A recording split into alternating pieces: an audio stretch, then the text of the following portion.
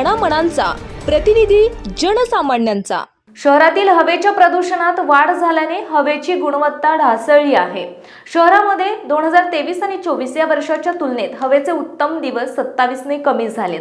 खराब हवेच्या दिवसामध्येही वाढ झाली आहे। पुण्याच्या रस्त्यांवर धावणाऱ्या वाहनांची संख्या तब्बल 41,25,968 झाली आहे।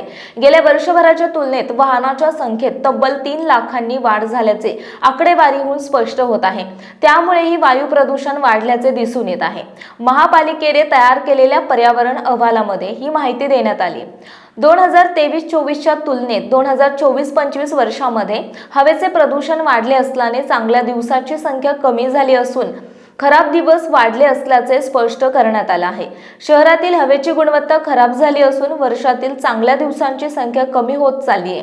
2023 आणि 24 या वर्षात 365 दिवसांपैकी नागरिकांच्या आरोग्यासाठी उपयुक्त असलेले चांगले दिवस 79, समाधानकारक दिवस 145, मध्यम दिवस 140 तर खराब दिवस केवळ 1 होता।